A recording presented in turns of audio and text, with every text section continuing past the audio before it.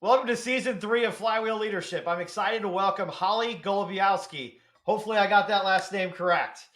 As partner of LeaderSkills, she helps companies improve their team's leadership skills. While there are many facets to her position, she most enjoys leading the live discussions with each cohort after completing modules in the program. She's a resource to clients and their team members throughout the program and beyond once they graduate. She enjoys watching as each student grows through the program and as they put the tools and concepts into action. Welcome, Holly. Happy to have you here. Thank you. I appreciate you having me. And you did say it right, which is a rare thing. So you did. But most people just call me Holly G because it's way easier. Sounds good. Appreciate your understanding. Well, I'm excited to speak with you. We open up each show with our Beyond the Bio segment where I'll ask you a few questions and share more, an opportunity for you to share more about yourself behind, kind of the LinkedIn profile, right? Yep. To learn more about you and your business. So feel free to take that direction you'd like, but I would love to hear about your proudest professional accomplishment. Wow. That's a loaded question. Deep right off the bat. Yeah, actually, I would probably say it would tie to what got me started on the leadership journey with LeaderSkills. So probably around 2010, I think, was about the timeline. I was promoted to a role that I didn't have the skill set for. And I was promoted. I mean, even in high school, I was, a 4.0 student. I was salutatorian. Like I was always used to being a winner per se. And I hit that job and was promoted from on-site to really regional manager, corporate office kind of role. And I failed so miserably. And looking back now, I don't know what made me do it, but I took kind of a step back and thought, I can't get fired. I mean, financially, I would have been bankrupt, so I had to figure it out. Yeah. But I definitely just took a step back and thought, I need help. And I need help from someone outside of this company. And I went looking for resources and found an executive coach. And that was probably the most gratifying thing because it was hard. It was rough, but it was very fulfilling and rewarding because I completely changed in how I was managed myself, treated my team, and completely did a 180 within about 6 months. And I would say just I'm so thankful I recognized it at that moment and got that help. So I would say that's probably one of the biggest things that really I can look back on my career and myself and be like, wow, I'm really glad I did that. And I'm proud that I did that. Appreciate the vulnerability there and sharing kind of how that came to fruition. Curious, so you went from that situation, which completely understand how that could get you to wanting help, but a lot of people don't take that, the situation, the need, and actually take action and go find, help. A lot of people Yes. just try to like that inner battle and figure it out kind of thing, which, that can be admirable in some ways, depending on the situation, but also a lot of times it feels like we miss those cheat codes where it's like, just go get the help of the experts that actually know it already, and they can help you for your style and all that. So what did you just do that on your own? Did somebody say, hey, you need an executive coach, or like what kind of triggered that light bulb to be like, I need to do this? Well, first of all, someone that I thought very highly of in the company I was at the time kind of implied that I may be on the chop block, I think for my benefit to let me know how serious it was. That put me into oh crap mode. And I continued at that time to ask my direct supervisor, please help. I want to be better. And I was just spinning my wheels. And it was pure coincidence that someone had mentioned they had hired a coach.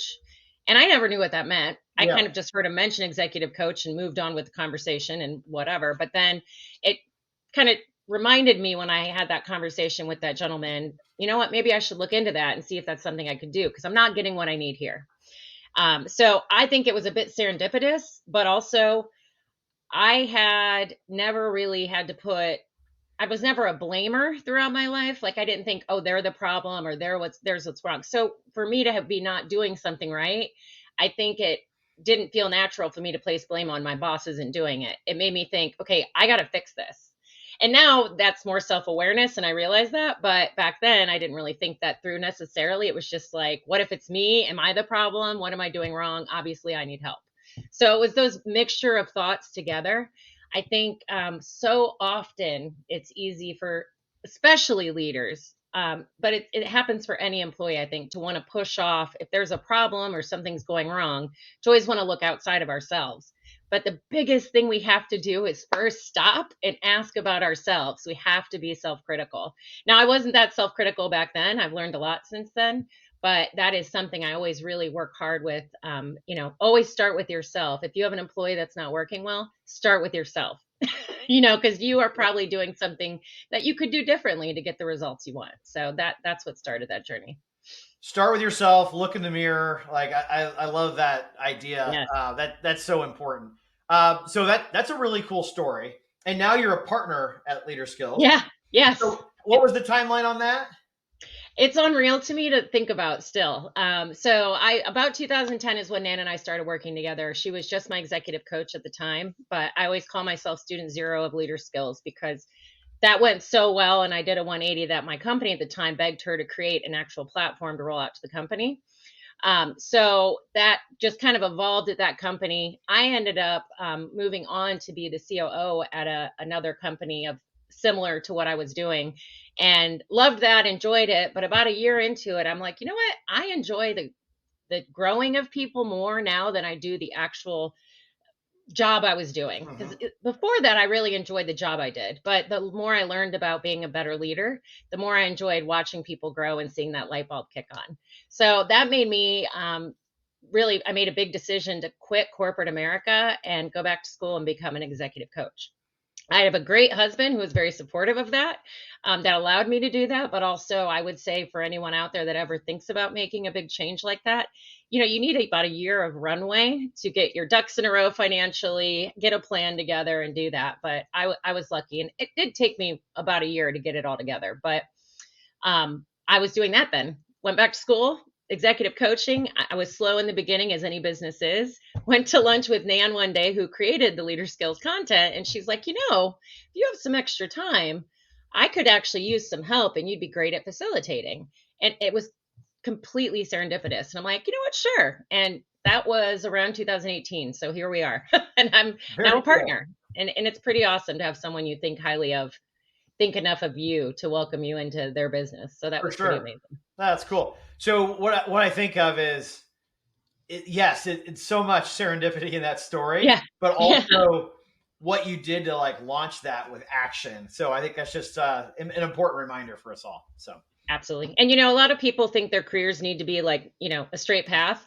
That is certainly not how life happens. And sometimes to get what you want, you have to be willing to take that step back. And that can be very, very hard on our egos and on our, pocketbooks, on all those things. So it was definitely intentional, but the results were much better than I could have ever hoped. So if anyone's listening and thinks they can't do it, or it's too much, or it's too hard, I mean, it's been very rewarding, but I will admit it was the scariest thing I have ever done, and it was not easy. That's really cool. Thanks, Holly. Appreciate you sharing. So I'd love to hear, when you look at your own, leadership and work with other leaders, what is your superpower? Oh, that's a great question.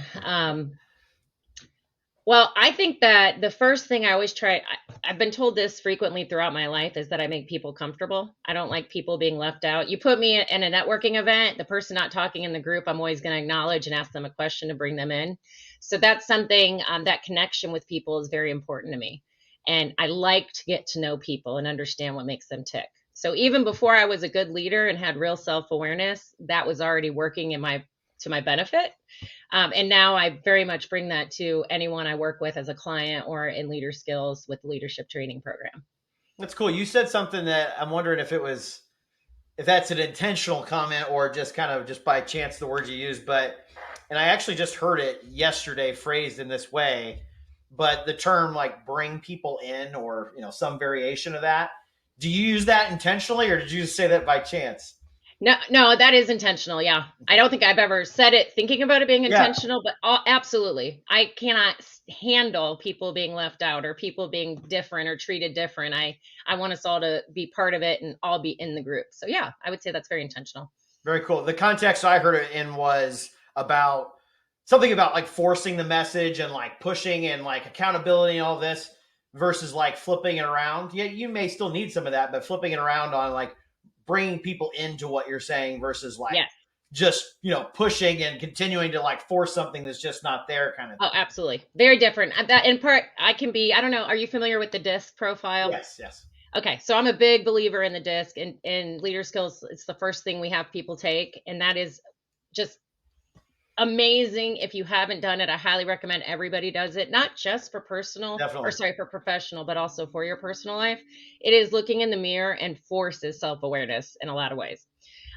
So I think that helped me realize I had been doing that, but also sometimes could be a bit aggressive, like a bull in a china shop. Hmm. So it was a fine line. I think I was actually failing as a leader because sometimes I would get too pushy and be like, just get on my bus Yeah. Yeah. Yeah. versus welcome to my bus. There's Right. a big difference there, Right. right? Yeah. This is a bus you want to be on versus Yeah. you better Yeah. jump Versus on, just get on right? the bus. Yeah. Yes. Could you tell us a little bit more about LeaderSkills, like your role, which I think you've touched on a little bit, but then also like the ins and outs of how you work. If you're going to give kind of like the 1 minute spiel on LeaderSkills, let's hear that, please. Absolutely. Well, I think the most interesting thing about it is that Nan looked at all of her high like clients that she thought were functioning the best as leaders, like the best of her crop. And she's been doing it for a very, very long time. So she had a lot of knowledge to pull from. And she pretty much looked at the stats. What made them great leaders? What did they do well? And the funny thing is, a lot of people think it's no brainer stuff, but it's really not. Like time management, Mm-hmm. how to handle conflict, accountability, growing your team, just things that sound basic to us, delegation, but nobody's ever taken the time to show us or explain to us how to do that properly. So I think it's very interesting that those are how she came up with the topics. And then pretty much each of those became its own class. And it's partially online with videos, resource manual, tools with each one that you can literally start using right away the minute you download them.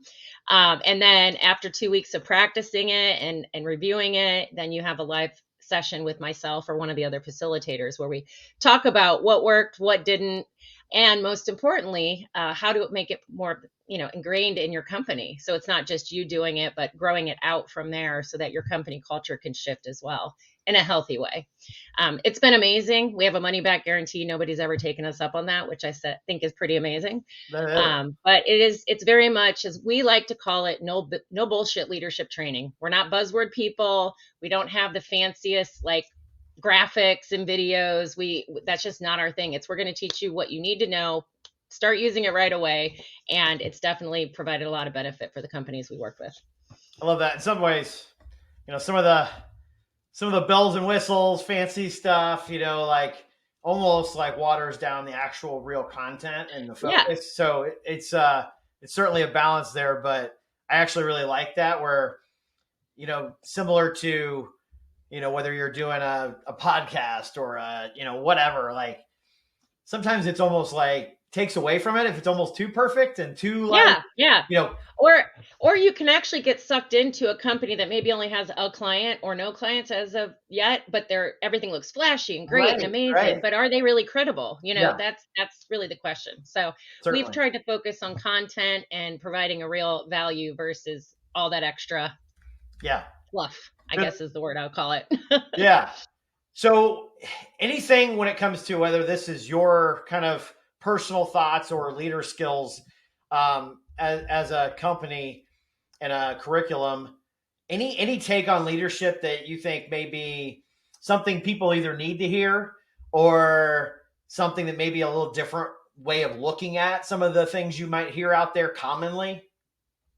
Ooh, that is a good one. I have a lot of things I could say, but I would first start with, companies, and this has been just the way it's been forever. Companies train people how to do their jobs, tasks. They don't train people on how to lead. That is not a thing that's done. It's a mythical thing to some people that they don't even know where to start or how to create that content. So it's very important that if you want to be a good leader, you aren't looking necessarily to the resources, policy procedure manuals. There's nothing in there about how to lead. Yep. Step one. So become a student to being a good leader. There's a great book, Leadership and Self-Deception by the Arbinger Institute that I always recommend people start with as a read. There's another book on conflict by it's Rosenberg, and it's nonviolent communication. Like these are things that I really think people can benefit from, and how to be a better leader without, because your company's not going to give that to you. You have to go get it yourself. And, even the companies that hire LeaderSkills, it's a big investment. And I get that. Not every company can afford it. Yeah. Or maybe the time isn't there, which I would come up with a lot of reasons why you should Right. make the time. But I would say that's the first thing is being a leader. Nobody is born. I have yet to meet, I'm sure maybe there's someone out there, but I have yet to meet someone that was born a good leader. I've met lots of good talkers. I've met lots of good people that can persuade you, that can sound good in the room. But to be a really good leader, there's so many things you need to know that you just don't learn naturally and you're not born with. So I would say that's the first big thing. Beyond that, I would recommend people really think about the power of assumptions and how much it can hurt you. We all think people function the way we do. Like we're in our own heads, we're in our own universe, and the world revolves around us, right? So I really like to push people to think, hey, just because you don't understand why they did what they did, or you're not happy about what they did, doesn't mean you should be angry. It doesn't mean you should assume horrible intent. They very well function. They could be doing things completely different from you and had all the best of intentions the way they did that. But you need to have a conversation and not make assumptions, because assumptions are like, they're sins. Yeah. It's a horrible thing. Yeah. So that's a big thing I also tell people. You said a lot there. So thanks for the kind of just boom, boom, boom, right? One thing you said early on was, not being trained how to lead. And that, for a while there, I was like, I'm going to write the leadership playbook. And, there's all kinds of leadership books out there and all that. Yep. I've done a lot of writing, but then I started thinking, I'm like, it's actually the opposite of that. It's like the leadership anti-playbook. Yes, there's all kinds of ways of doing things, best practices and all this, but situationally, there's just so much nuance. It's almost like teaching people to handle what is in that nuance, those edges of the world that we live in. That's where the real hard stuff, decisions, actions take place. Not like, how do I have this conversation with this person? Well, yeah, we can all teach that, right? But it's like getting in past the surface level. So, which it sounds like a lot of what LeaderSkills does is go below kind of what you would just, Google or Chat GPT or whatever, right? So that's great.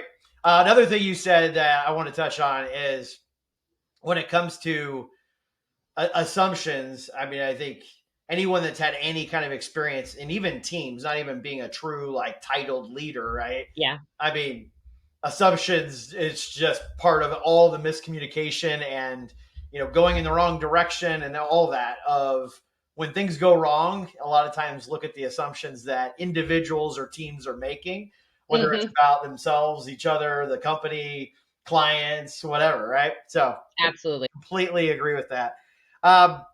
That's really good stuff.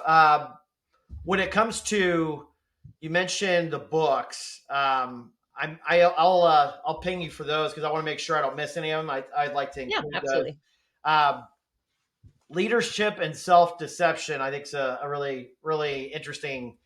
That sounds interesting as a title. So it is. And it is a parody. It's a little hokey, but it is actually a really quick read that is very insightful. So it's definitely the first one I tell every one of my clients to read. Cool. So how about the most impactful leader in your life? Is that Nan, or is that someone else that really stands out? Well, Nan, it's interesting because she's never really treated me like an employee. Yeah. So for that reason, I can't really compare it to her. But what I would say is there was this woman, oh my God, Mandy Elmore. She was my supervisor on and off over the years for very different roles. And she, to this day, I don't even it's funny to think about, but she just always stopped and observed the situation before making her own assumptions.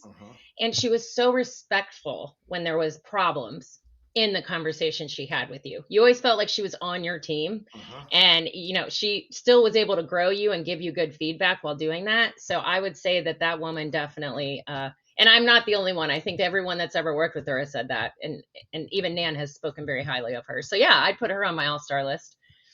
Love that. As far as that approach you're talking about with Mandy, would you say that she also brought some calm to the situation or to the like? Absolutely. Okay, She that's one thing never I got riled definitely. up about anything. And I was the queen of getting riled up back Yeah, then. yeah, So yeah. so That's one yes. thing I've noticed. Like, it seems like sometimes we need more of that. Like, I'm all for passion and getting excited when it makes sense, and Yeah. the timing's right and all that, where it's genuine, of course, but also like a little bit of calm on like, is anyone dying here? Yeah. Are we losing our biggest customer? Yeah. No? Okay. Well, then I think We're losing everything's all going to our be revenue okay. overnight. Yeah. Yeah. Everything's going to be okay then. And we can solve this in some way. May not be Absolutely. great, but it's going to be okay. Right. Yeah. And I And feel like we'd be that gets silly to lost think sometimes. problems aren't going to happen. I mean, that's all we exist for, is to solve problems, right? So when they come up, why do we get so worked up? And one thing I always tell clients too is if you get mad about something at work, that means there's a conflict you need to solve. There's a conversation you need to have or something that needs to be fixed, and you need to step back and start with yourself to think about what that problem is that needs to be solved. So I, anger is always a good indicator, I think, of a problem that yeah. needs solved, versus if I'm angry, I need to calm down and go solve the anger problem, not just get angry and start yelling or fussing at people about it. Frustrations are kind of like those things that are bottled up that you're not Mm-hmm. figuring out because you're not talking about them. You're not Yes. working through it, Yes. whatever. Right. Yep. It's a great way to look at it. Okay. So when I look at your background, I see a lot about just a real care and passion for people and leadership. And that really comes out in what you do with LeaderSkills, of course. The one thing that I took down,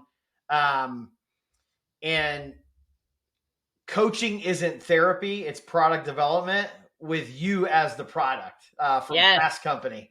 I I thought love that that was quote. really cool. I had never seen that before. So Mm-hmm. anything comes to mind on that, or why did you choose that?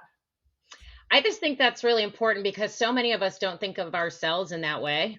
And so many people are like, coaching, it's too much money, or what do they really do, or they don't really know me. But it's truly, coaching is, for me, it was life changing. Obviously, it changed my entire career trajectory. I would have never been a COO had I not gone down that road. But a lot of us, again, it goes back to think of yourself first and how you can change and what you can do different. We are technically selling ourselves as an employee, right? So we are a product that can be improved. And if we were perfect today, that means we could go no higher than the role we are right now, because that's it. So I think considering that you are your own product that you need to improve is a good way of thinking about yourself and moving forward in your career. For sure. And I hear a lot of different stuff about like, you can't change people, all this kind of stuff. And then you hear on the other side, it's like change is possible and all that. It's like, well, anyone that has, first of all, grown up, in some way, whether that's, just growing up in life, but also from when you first step out of, high school or college or whatever that kind of the last formal school is to, the quote real world and work and all that. Like, and then you look back, 5, 10 years, whatever it ends up being, like, you definitely have changed Yeah, significantly, right? absolutely. So it's clearly Absolutely. possible. We know that. Hmm. But I think it's that intentional change where people kind of get a little bit hung up on like the how or why, or is that really a thing, or changing other people versus yourself. So I've liked what you've talked about first of all, looking in the mirror and seeing what you need to change. Hmm. And then seeing how you can help others and coming from more of a, like helping them get there, bringing them in kind of thing. Yes. Like you've mentioned. Um, any other thoughts on that? Yeah, absolutely. I think that something also that's important is a good leader meets their employees where they are. They don't expect them to change to work for them the way they need them to quote unquote work for them. Yeah. And it is funny because change isn't necessarily possible in a huge amount in a person, but it's once you get that self awareness of how you are perceived. And this is where I really use the disc, and you really get to know that employee or that person and where they're at and how they function, then neither of you are necessarily changing who you are, but you're changing how you approach each other and how you think about things and how you get things done together. So I think that's really the big change that you see is that interaction versus each of us changing ourselves dramatically. Yeah, for sure. Um, any stories that come to mind that you'd like to share, or any points you'd like to make that you want to really highlight today that we haven't touched on yet? One thing I would just love to share is curiosity can get you a long way in personal and professional life. So if you ever don't understand something or why somebody's done something, or you're angry about something, or you're just kind of at ends about something you think is a problem, get curious, ask questions. Don't go right up to them and say, we need to talk about this. Just say, hey, I noticed that you've been late to a lot of meetings lately. Are you okay? Is something going on? Again, it's taking the assumption part out of it, because you're just getting curious, and Yeah. caring about them matters too, right? Like, as a leader, we can become very transactional sometimes, because we just need to get it done and get things done, versus treating them as a person and a human. It's someone else on another podcast said to me something really funny about how HR, like, employees are just a resource now. Like, they're referred to as like people assets, or all kinds of new buzzwords, and that just completely takes out the one-on-one and the care you need for each individual employee when you see them that way. Because an asset, I can buy products that I'm going to, raw materials, those are assets I'm going to make something out of. You can't talk about people like that. So Yeah. that is always interesting to me. Yeah, that always bothers me. And even some of the big terms used. I mean, I come from a lot of years in the recruiting background, and some companies definitely have a way of talking about like human capital and Yes. Oh, it like crawls all over me. just historically kind of think back and what does that make you think of? Like, it just doesn't feel great, like some Yeah. of those types of things. So completely agree. And then what you say with curiosity, like, that has really, even later in my career, that has become a really big just eye opener as far as, early on, of course, new leaders think we have to have all the answers and all that, right? Yes. Yes. Which we Then we know. learn we don't know anything. Yeah, yeah, yeah. Especially if you're a young new leader and you know a lot less than your team, probably the wrong approach, right? But also just getting back to like focusing on asking better questions versus thinking like answer first. And that's what I hear when you're talking about curiosity as a leader, like really getting down to like, I need to get better at asking questions, not having all the answers. And if I'm trying to have all the answers, I Absolutely. probably need to reset myself.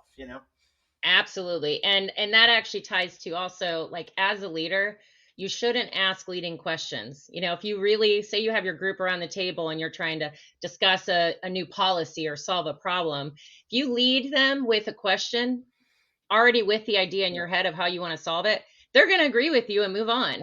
When in reality, we shouldn't be making those decisions. They're the ones on the ground. They know better than we do. We should leave it open-ended for them to give their opinion before we try to lead them down a road that we've already chosen. So it's something to consider too. Love that. What is the one common through line or couple come to mind of those leaders or organizations that you've helped? Like what really is kind of like, what do they all have in common in some way? They're all overworked, and they're all growing and trying to figure out how to manage that growth. It's definitely, I hear all the time, we don't have enough time in the day. I hear that all the time from people. And so many companies are like, we run lean. Okay, well, every company nowadays runs lean, right? Yeah. So that's the bulk of the problems, and we really help in helping them get through the weeds of that and how to be more effective and happier at what they do. No, so true. We run lean, and you're right. Like, unless you're talking about some of the big tech companies, especially before the last couple of years, maybe that wasn't true. But yeah, especially small, medium-sized companies, that's just what you do, right? Yep. Yeah, there's a little bit more detail behind that. All overworked, of course, right? But when you talk about growth companies, that makes sense. What about companies that are in like transformation, turnaround, where it's not really like growth as the problem, but more of like, call them problems, or a little bit more of a dire situation versus like, hey, we got a lot of new business, which is, still a challenge, but a positive challenge. Any other take on that? Do you see that much, or are those companies not investing as much in your services? I have not seen as much companies that are just going through overall organizational change coming forward on that. I think that they have a little more confidence that they can handle that. And until it hits the fan, they don't reach out. We do get it eventually, but they're not being proactive about it up front. So we could be very helpful there, but that's not something we've done a lot with. But Yeah, I would say typically we get them once they're on the back end of it, where they're having high turnover or, lack of good attitude, those kinds of problems. That's when we usually see those kinds of problems coming to us. That makes sense. Okay. So what separates the best leaders from the rest? Like, what is really that differentiator when you start looking at comparing, a good leader versus a great leader, things like that? What are those kind of 2, 3, 4 things? And I know it's way more than that, but Yeah, what are yeah, the big things that come to mind that you're like, oh, this person's got that? yeah. Well, first of all, you have to have self-awareness. You have to be self-critical. If you can't do those two things, you're never going to make it as a leader because, it's just it's we're incapable of meeting our employees where they are to do it right if we don't understand how we fit into that. So being very self-aware and self-critical are very important for that reason, I think. And then being able to check your ego. I mean, it's not about me, it's about the team. As cliche as that sounds, that is how teams that I see function really well together. The person in control is the one stepping back. They are not the one that takes the reward for things. They're not the one that's at the front of the group. They're letting the group really do the work. Those would Solid be the big things reminder. that come to Oh, mind. sorry, go ahead. No, that's it. Those are just the big ones that come to mind for me.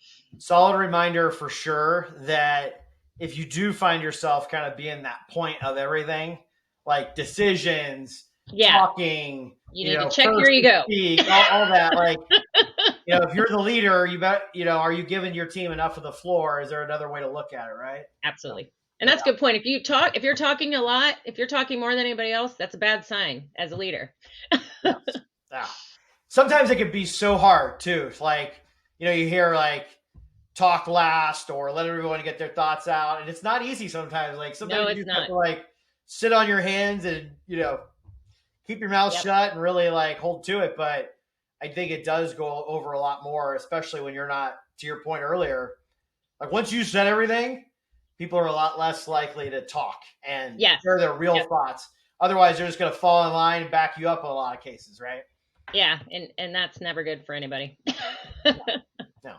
Uh, again, are you using your experts on your team, right? If you're the one commanding all that, well, I hope you know everything, right? And Oh, yeah. you kind of have to wonder what everybody else is there for if you're kind of truly directing at that level or executing at that level. Absolutely. Um, so we've gone through a lot. I would Yeah. love, if there's anything that comes to mind that I haven't asked that you'd like to talk more about. Anything that is, kind of something you feel like we're missing in this conversation you want to touch on. Well, I think the important thing is if you're starting a journey on this road, it'll probably get a lot harder before it gets easier. And that's important to remember. Your team has to be, they can't just flip and be on your team tomorrow because you've suddenly done all this work on yourself. You have to give them time to see that. You have to give them time to trust you and to believe that you're there for them and to help them. So don't expect results right away, but definitely believe in the process. Certainly. That timeline results is important. We're going to turn this around in 3 weeks. You know, Yeah.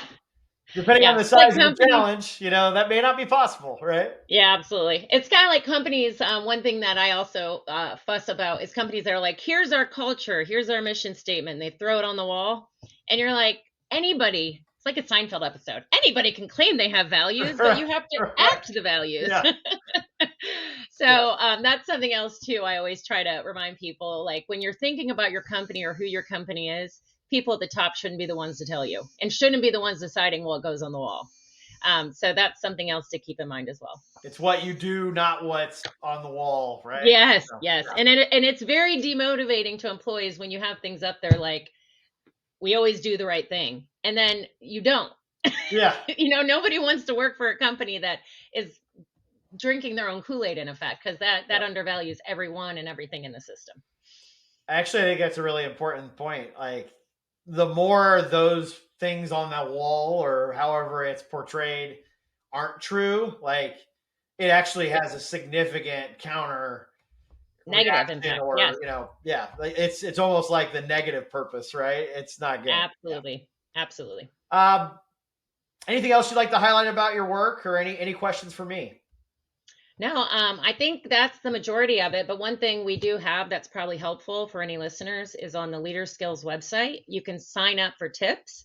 They come every 2 weeks. Nan has written them herself, and it's from her years and years of coaching. And I think everyone that gets those is really happy with them, and they're very useful. So I recommend people check that out. It's free. There's nothing, and we don't like email bomb people that sign up for it. So you don't have to worry about getting a million emails from us. Sounds good. One last question for you before we wrap up here. What do you want those who have worked with you to say about your impact on them? My whole thing that I've realized in life is that I really want to leave people better than I found them.